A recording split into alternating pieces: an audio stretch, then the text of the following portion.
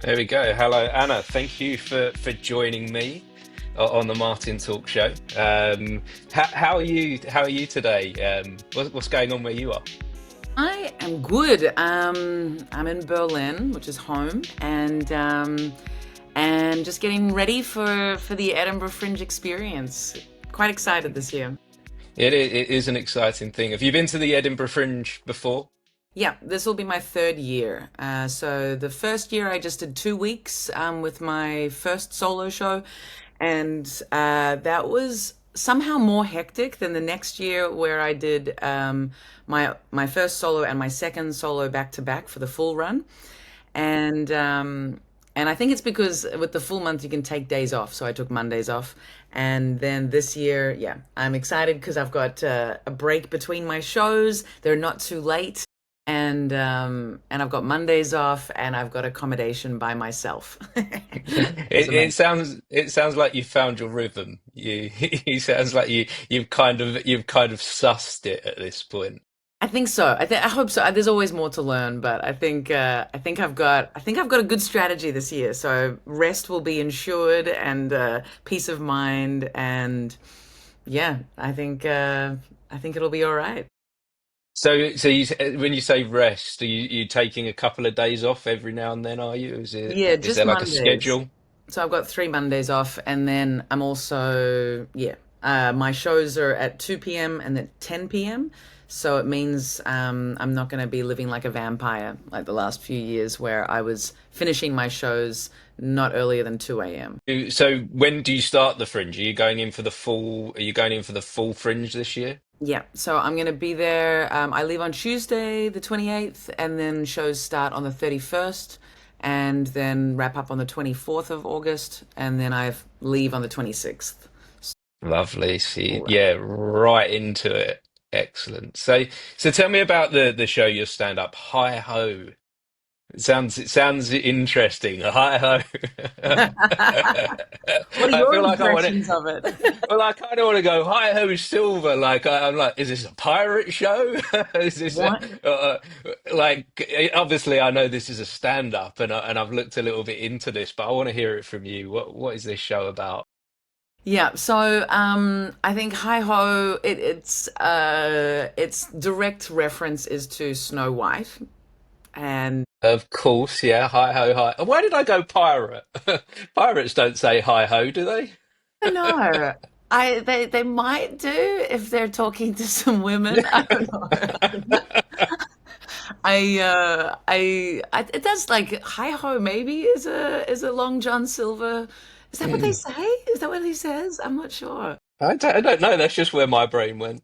But now you Maybe. say Snow White. I'm like, obviously it's Snow White. Although like pirates and dwarves, I don't know. We Yeah, can still say dwarves, can't we? I But think that's, I think so. Yeah. yeah, I think dwarfism is just a thing, and so it's a direct reference to that line in Snow White, which is in one of my jokes, and that joke centers around my egg freezing experience of last year. So motherhood is a really big topic, and also so hi ho also works in perfectly with the other main topics, which are of I'd say because this is on YouTube, I don't know what really is classified as a swear word these days with censorship, but in terms of like being celebratory of one's bodily freedoms and Okay. as well as enjoying psychedelic experiences. That's the high, that's the ho, and then the Snow White reference to the motherhood experience. Okay. So to take me there's a lot to explore there. I want to go deeper into the Snow White. What's your connection with Snow White then? What does Snow White mean to you? So it's I think fairy tales are so important to society, and they're the starting point of a lot of like deep life lessons. Now my solo Mm. doesn't go into fairy tales and at all. There's just really the one reference to Snow White, but damsel in distress dynamics, self-protection. That's kind of Snow White really references a lot of the self-preservation required to be a surviving female in society, and then the so yeah, I don't want to give away the bit that really relates to Snow White Hmm. in my solo that sort of becomes apparent in the show, but yeah, the significance of fairy tales is very important to womanhood and comedy. I think generally, like we're teaching lessons, or trying to share the lessons that we've learned through our storytelling. Oh, And this is so relevant to something that happened to me the other day. So I was talking to my sister's got two young kids, and one of them was online, and they were going in places online that they shouldn't be going. And hmm I was saying to my sister how important it is to tell them horror stories, to tell them of the bad things that can happen through storytelling and the yes, references to that. And I think that's what we've always done that, haven't we? I think maybe we're probably going back to caveman times. yeah, You're sitting around the fire. That was kind of like I wasn't there, but I'm assuming that was the point. yeah. That we would sit around and try and protect each other through stories so that we could get a good understanding of how the world works. Absolutely. And yeah, they've become a lot less scary as society is, as we've Mm. developed as a civilization. But there's still some good scary ones. I'm in the country. I live in the country of the scariest, fairy tale tellers, Brothers Grimm, Yeah. and they don't actually water them down in Germany. I worked at a kindergarten here for a few years, and the stories in the kindergarten were still extremely grim. They Have they kept because often I'm very much a theatre person, and I do a lot of I write a lot of pantomimes, and I've looked back over the years of how they originated, and yeah, they're dark stories, and we've made them so light now, we've made them so fluffy, and we've Disneyfied them, haven't we?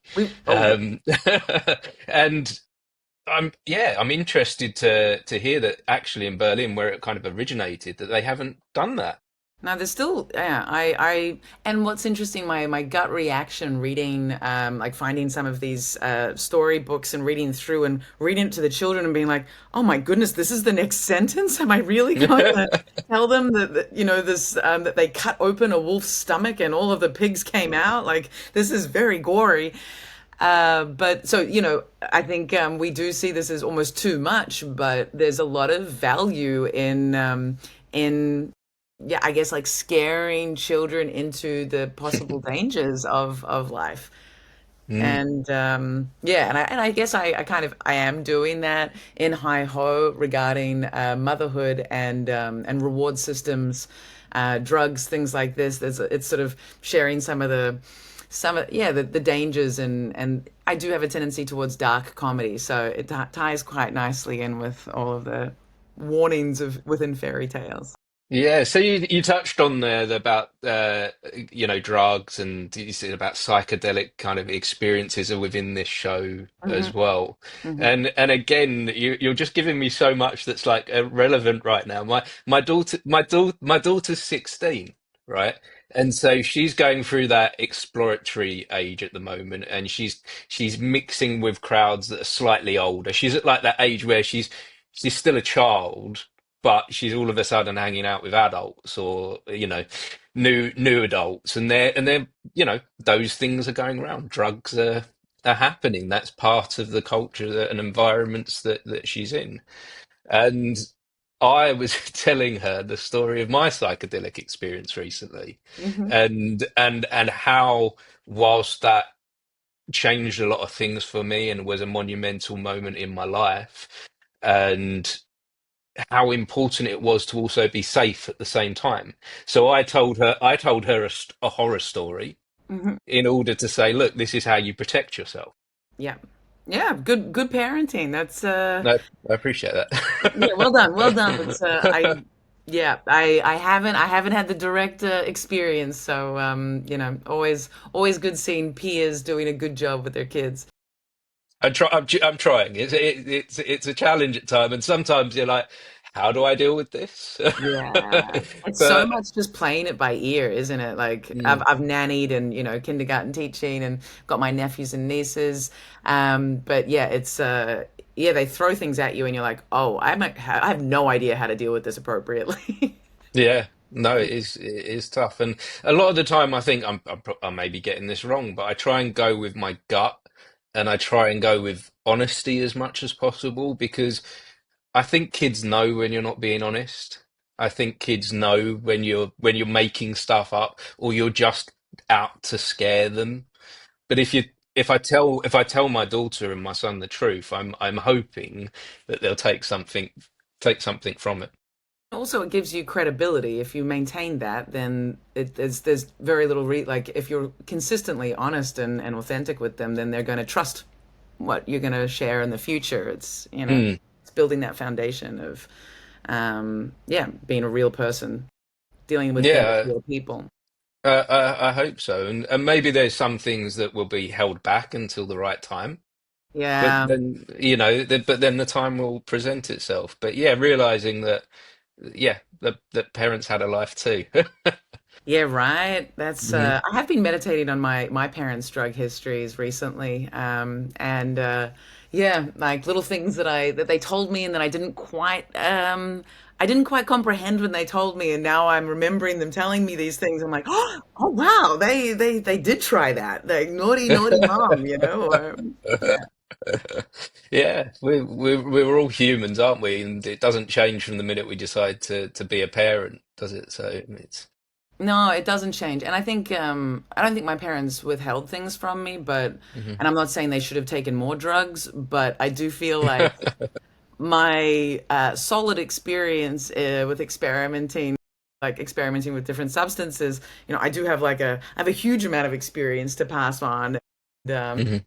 I still think society needs to do a lot of work in uh, sort of education on how we can reward ourselves and healthy reward systems. And I still think that alcohol is something that is not discussed enough. And like cigarettes have been so tabooed, the government's still enjoying tax money from them. But Mhm. alcohol is not really like the prevalence and and how strongly what's encouraged alcohol consumption is. It's not really discussed. All the other drugs that are illegal, yes, they're all taboo, but we're not really. I don't feel like there's a very fair representation of or a fair discussion of people's healthy relationships with Mm. substances and how we Yeah, can look after ourselves.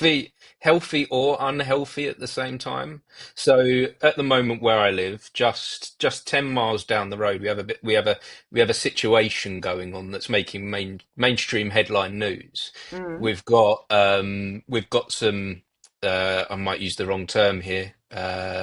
We've got refugees that have been put into a hotel within a local village, and it's that there's violence erupting. There's riots starting outside from scared and worried locals, first of all, because one of those refugees did attack a young woman. I don't know the extent and the full details because, of course, social media has come up with sorts of different things. yeah. But one of the things that I'm seeing is the level of alcohol consumption around this rioting.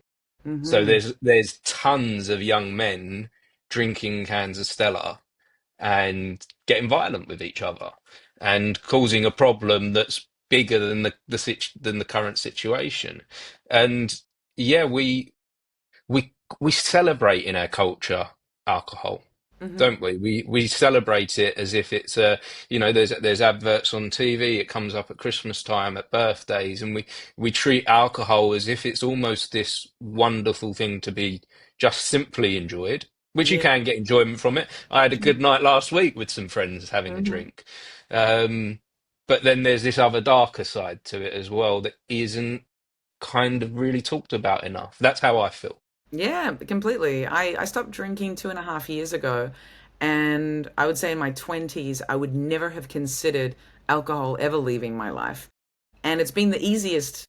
genuinely the easiest decision. It doesn't feel like any kind of loss. It doesn't, there's no, it's the occasional moment where I look at like a good bottle of whiskey and I'm like, but I did have a very rich experience. Like I worked in a lot of spaces with very high quality alcohols, and so I've had a very rich life of enjoying the goodness that alcohol can have. But Mm, but stopping it, I haven't had any issues, and I just like the health benefits. But the main reason I stopped was because I wouldn't drink before I performed comedy, and I was in a real existential place with my romantic relationship history and just going, why am I not meeting people that are good for me? And I removed mm, alcohol, and so quickly did that change the kind of people I was meeting and spending time with. And you don't realize how much the habit of alcohol consumption can affect who you socialize with, how you socialize, the kind of people you incidentally attract, and even if you're not a binge drinker, it's still, yeah. mm, And yeah, I just like I was going to treat my relationship, personal life with the same respect that I treat my career, my comedy life, and boom, it changed everything, and it's made me like I feel so much healthier and so much more energetic, and it just never seemed to be an option ever in my mind in Australia, to for it to not be a part of your life, and it's constantly encouraged. And mm, yeah, I just feel like there's not enough critical. But it's not just alcohol. There's lots of, now that cannabis has become legal in a lot of places, it's being discussed now as a medicine and how it helps you. And it's like we're still not really talking about healthy relationships with these substances, mm, and what drives people to use any substance, and where's the gap in between of mental health and sort of community support that often these drugs are just like a band-aid for, when there's a lack of mm, a sense of belonging or a lack of mental health care, then people are using these drugs to stop that gap, which mm. isn't sustainable necessarily, or can create very unhealthy habits. So it's a tough one. It's a big one. Any idea from you've made that monumental change, you've made that pivot in your life, which is such a hard thing to do, and like congratulations, well done, because it's so difficult and so many people struggle with it.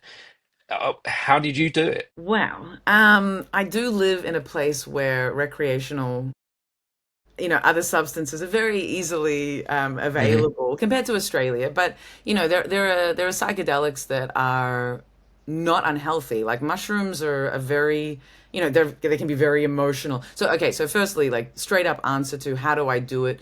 Firstly, meditation, staying present, being very, very clear on what I want from my life and how much I love living.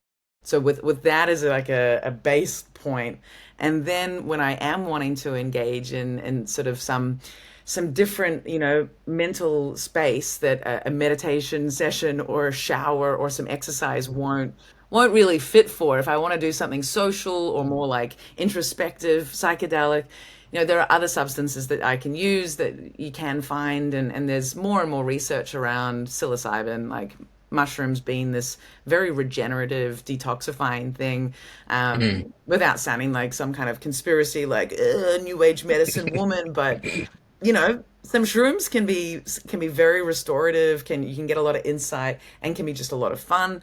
Mm. And then there's other. I do use other substances, but I would say very confidently the amount that I consume other substances versus what I would if I were to have a couple of drinks a week. The quantity of what I consume is so little, Mm. and yeah, so really it's just the occasional sort of psychedelic enjoyment, and yeah, and just keeping it all in check, like why don't I engage in these things? And for example, cannabis for me, like I've learned since re-engaging with it, since it's become legal, oh, you know what, actually that's one of those drugs for me that I can't, like I just want to be stoned all the time, so I can't engage with that because that's not like I know my brain doesn't work with that, and having that self-awareness Mm. has helped a lot. Self-awareness is such a powerful thing if you can find it, if you can go into that place. I think some people find that scary to Yeah. go there, to go to like, who am I? Am I someone that's easily addicted to things? Am Hmm. I someone that's easily, it sounds like you've kind of found a place of discovery where you've gone, no, cannabis isn't good for me. Whilst I might enjoy some of that, I Hmm. know I'm going to overconsume and Completely. just become someone that isn't motivated with life. Yeah.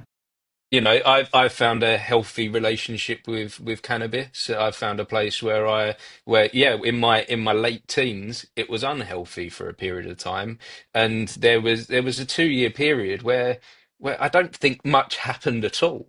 And I had a group of friends, and we just sat around and did nothing. Yeah. Like you said, you found a place where you love life. I Hmm. don't want that for my life. Yeah. I don't want that sitting around it. I want to experience some of this. We're only here for a short time. Why should True. I waste it sitting on the sofa eating pizza and smoking stuff? Yeah, and I think with any kind of substance that really does alter how your mind's operating, Mm, there's often what comes with that is a sense of, am I wasting my time? And there's an anxiety with when you mm, engage with the substance because you're doubting.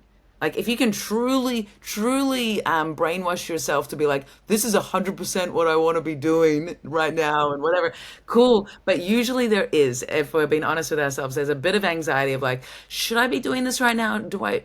Should I not be doing other things? Is this, mm, and the occasional use can work, but yeah, as I said, for me, I know that if I do smoke weed, then I just want to smoke weed all the time, and then there's this constant like almost overcompensation of and manic activity within that to balance whatever relaxation I'm having and whatever doubts I have that I'm wasting my mm. time. Like it just becomes too much. Yeah, it sounds like you're in a cycle, like you're in a trap, and yeah, Yeah, going back to that, knowing yourself is, I think, the best way to experience some of these things. And I think there's also like, so going back to, I was talking to my daughter about this recently, and I was talking about safety. And for me, one of the big things that I've learned with substances, with drugs, is being around people that you feel safe with off the drugs, that those people will look after you if things go wrong.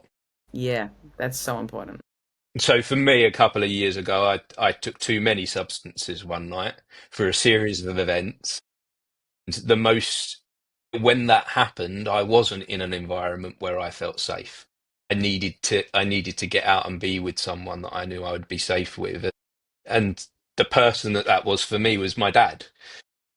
Completely unfair on my dad. He's in his 70s. Oh, At that moment, when I knew that I needed to be out of here, and I needed to be with him, because whatever was going to happen next, I would be safe.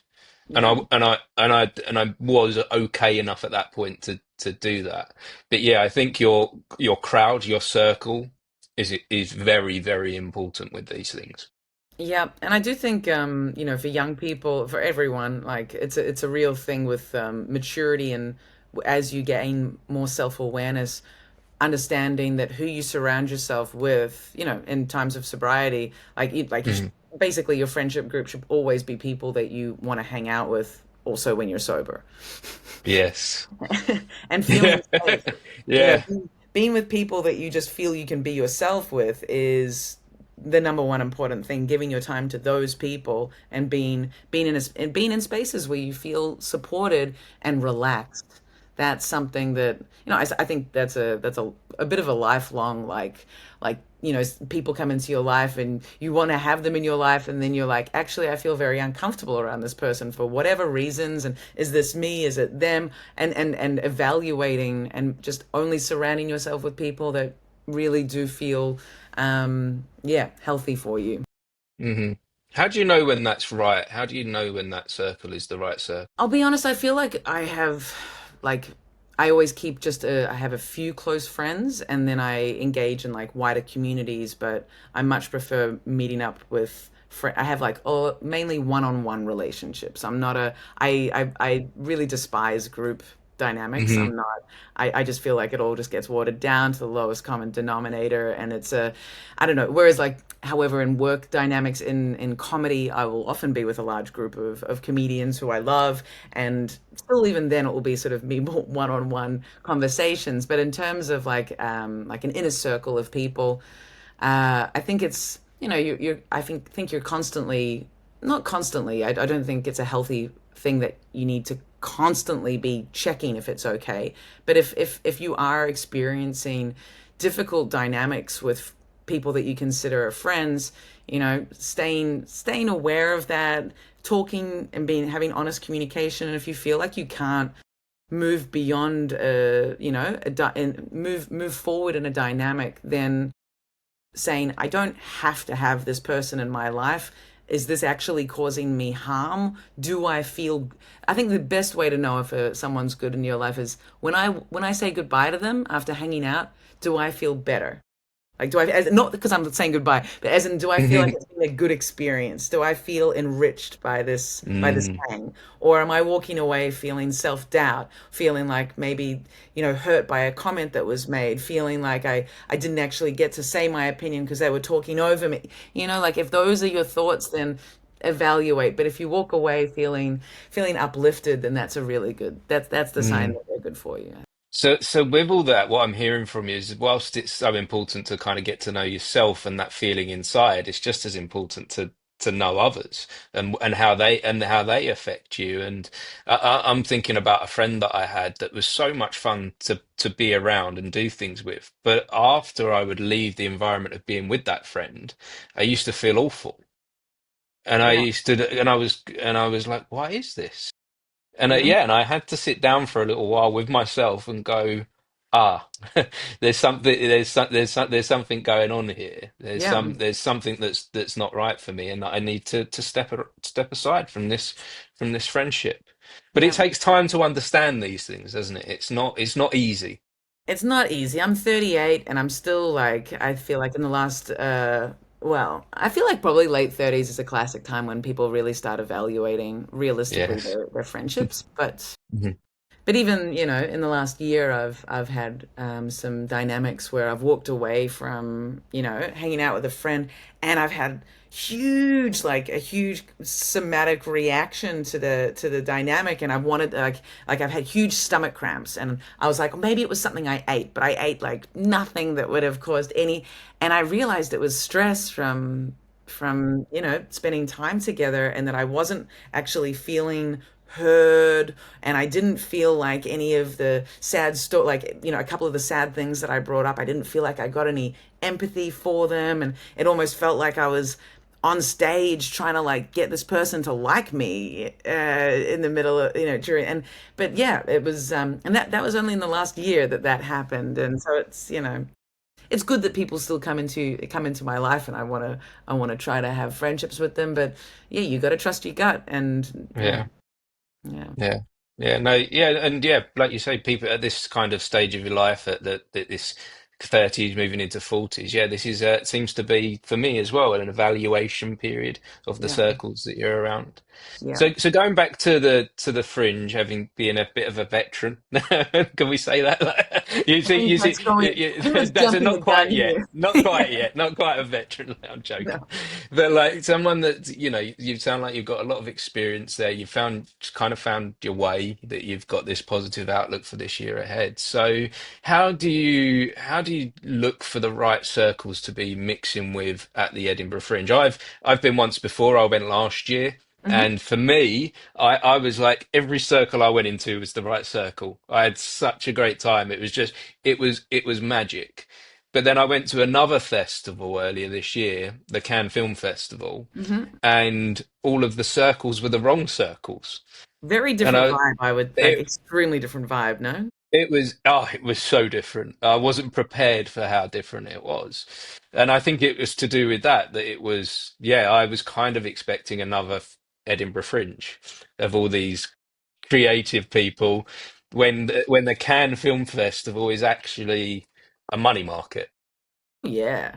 Oh yeah. Like one can say that also about Edinburgh, in the sense of like, well, it's more for I don't know, it's more for the bigger players. Like it's more Hmm. for yeah, bigger organizers that it might be a money maker. But yeah, no, can I would say would attract a like what's amazing about Edinburgh, and Edinburgh kind of ruins you. Edinburgh Fringe ruins you for other festivals because nothing's going to compare on the level of just the sheer number of shows, the Hmm. diversity of the performances you can see, the performers you're going to meet, and then also I think a huge factor that we don't consider the density of the arts there as within such a small land like geographical place. So everything is so condensed that Hmm. that you can't compare it to anything else in the world. Like any other comedy festival I've been to,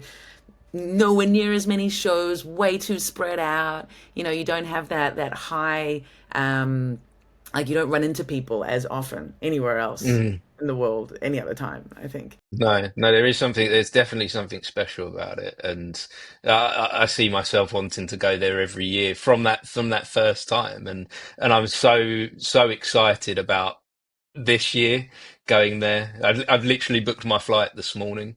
So yeah, and it's yeah, bags packed already. I'm off. Wow, you booked your flight today, your bags packed, you're crazy. I don't pack my bag for the No, whole not month until the night before my flight. That's no. It'll be the bag's not actually packed, like metaphorically packed in my head. I know, like I know what's happening. I'm not that prepared. okay. Um, That would but be. yeah. No, I'm not that organized. But no, it already feels like the highlight of my year. Like Oh, before, that's and having this conversation with you, and I've got I'm doing like 8 of these podcasts over the next 3 days, and it's just like I'm doing the thing I love, and it's taking me somewhere. It's actually like I'm going somewhere with it, and into those right circles. I know they're the right yeah. circles.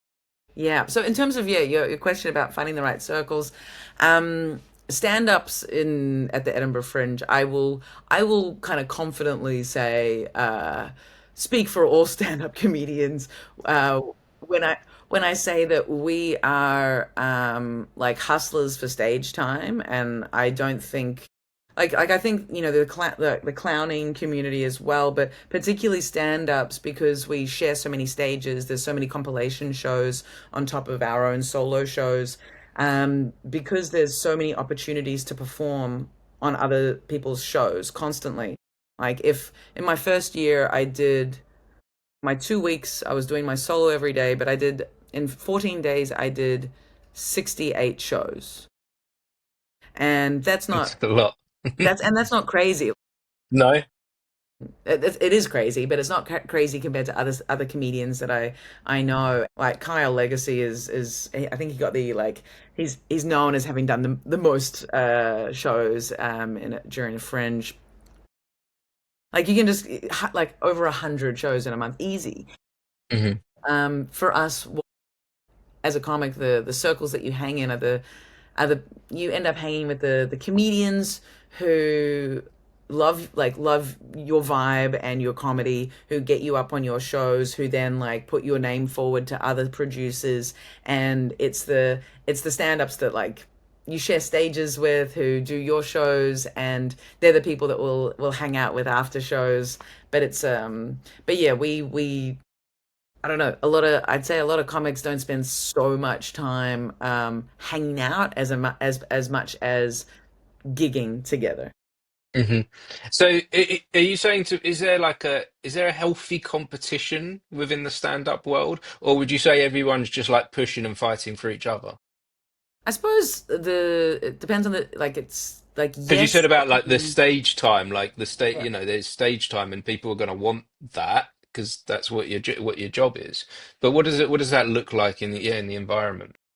So in terms of like competitiveness, I think the space where you feel the competition the most as a stand-up is mainly just social media. That's where Mm. people mainly compare themselves, right? So with like numbers of followers and views and It's a dangerous thing. it's it is. It's also it's a blessing that we can share our craft more easily, Hmm. and virtually. That's cool. You can gain your audience without leaving your city. That's pretty. That's very exciting and helpful for our business. But it can be really mentally like eroding, of your confidence and your sense of Hmm. progress and self. So, I think most comics have to do a lot of work to like a lot of like mental work to be okay with whatever their online position is, Hmm.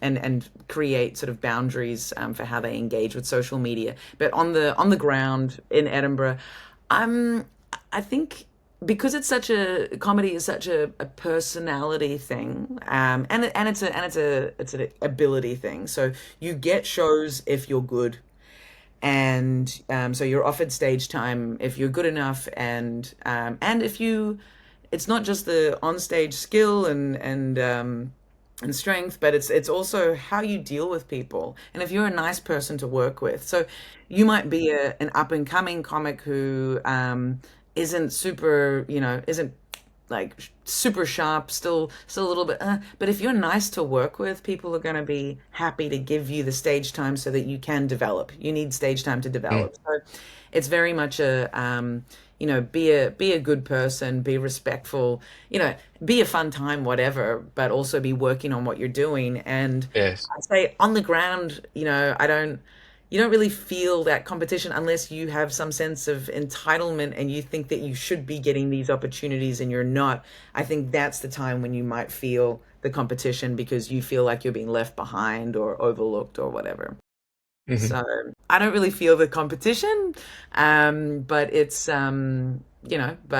depends on where you stand in your career and how you view And what how, your yeah, I guess kind of like how you're playing it, how you're traveling through the game, and what Mhm. it is that you're trying to achieve from this.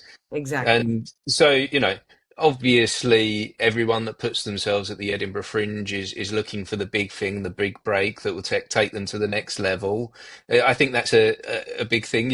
I kind of feel like you're saying no, maybe not. Is that not what you're seeing, what you're I experiencing? I choose to base myself in a non-English speaking country Okay. performing Yes. Yeah. performing stand-up comedy, and I don't do that because of any other reason than I love this city. Like I love Berlin and what it represents, and the freedoms there are here, and creative, the creative community here, but also because I love performing to either expats, so people that have left their country, and native English speakers, or people who have learnt the language, because it's a different type of audience.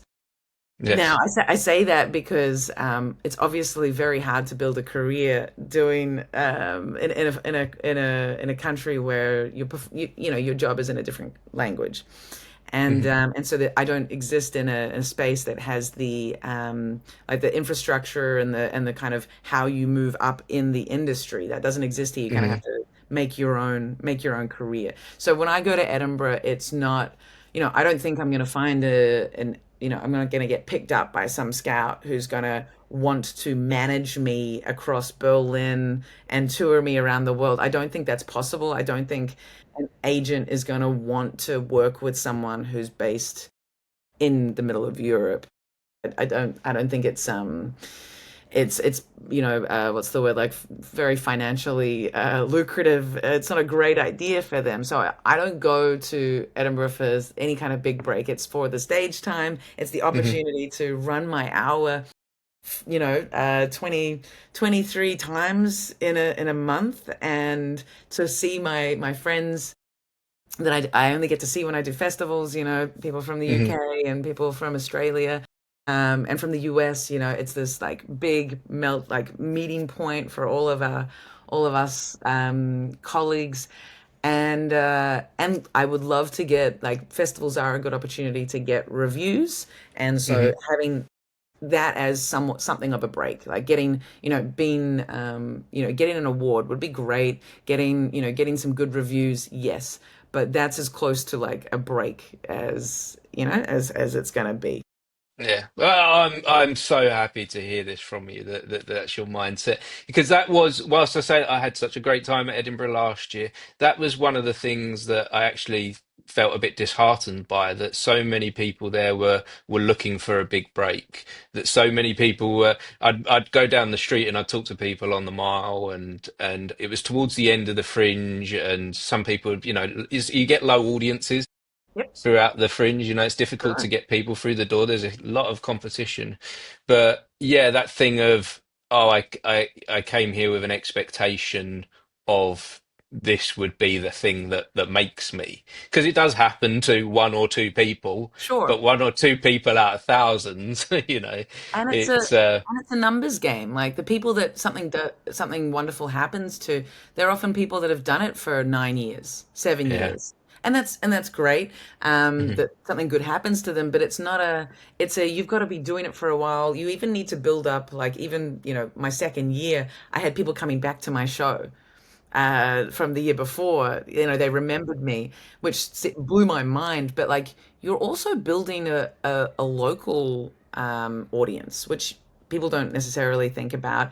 And even if you have like a tiny social media presence, you can build a local audience. And when you flyer and how you the yeah what you bring, it's like it's a numbers game. It's something that you're building on. And I also think if a comedian doesn't have this in mind yet, it's something that they will figure out pretty quickly. But stand-up comedy is a long game. Like there's a Mm. like your career, if you peak quite early, then that's got its own issues, but it's usually a long grind. And usually after, let's say, like 9, 10 years, that might be when you start getting more of an international recognition, if you're lucky, and hopefully you Mhm. do. But there's going to be a long patch, and it's well discussed amongst the legends of stand up, that there's going to be a long period where you're very good at what you do, but you're getting very little recognition for it, and it's just a Mhm. grind, and you just keep Yeah. doing. And I think we've got to enjoy the grind, because, like you say, it's a long patch. It's not just a short moment. So if we're doing the grind and we're not enjoying it because we're like, we want to be over there, like Exactly. we're just wasting all this time. We talked about like enjoying life, and like if Yes. we don't enjoy that moment, then it's gone. And what's the point? And if you're not, yeah, if you're always striving for this future thing, once you Mm, get there, you're also not going to be, you're not going to be satisfied there. You're going to be no. striving for something else. So you've got to be enjoying where you're at right now, the development that you're having, creatively. Stand up for me is so much about sharing my ideas, but bringing people up, making them feel connected. My Mm, sharing of stories is for them to feel like they're not alone in their crazy shit and their sadness and life experiences. And so you got to enjoy the audiences that you have, and that moment you get to share your stuff with them, and see them engage with it, and the joy that all of you can have together. It's like that's the point. and that's the point. Wonderful. Well, this conversation's been wonderful, Anna. I really appreciate you sharing. Thank you so much. I thank you. I've had a Um, great time. Yeah, it's been wonderful, and I'm looking forward to visiting you in Edinburgh, coming to see your show. Where do I find you? Where are you going to be? So, my solo show Hi Ho is 10 p.m. every day except Mondays at it's been renamed West Nick Records. It used to be 32 Below in the little cellar. So 10 p.m. It's just 60 minutes. It's unticketed, so it's part of the free Fringe, but yeah, not pay what you can. It's just I don't have to deal with any ticket sales this year, which is great. It's just donation based, and Okay. I'll be there. And then I'm also running a 2 p.m. show called Oversharing, where audiences get to write down stories, crazy stories, or ask me anything anonymously. They put it in a hat. I'll also be doing stand up, two other guest spots, and then I'll be reading out the oversharing stories and answering the questions for the last part of the show. So that's 2 p.m. every day at the Brass Monkey Games Room. And yeah, Except except Mondays. Except except Mondays. Mondays. Thank you. Except Except Mondays. Mondays. Indeed. Excellent. Looking forward to it, Anna, and best of luck with the Fringe. I hope it goes really well for you. Thank you. Looking forward to meeting you there. Thank you. Will do. See you there. Thank you. And oh, if anyone has been watching or listening, thank you for joining us for this conversation. We appreciate you. Thank you. Bye bye. Bye bye.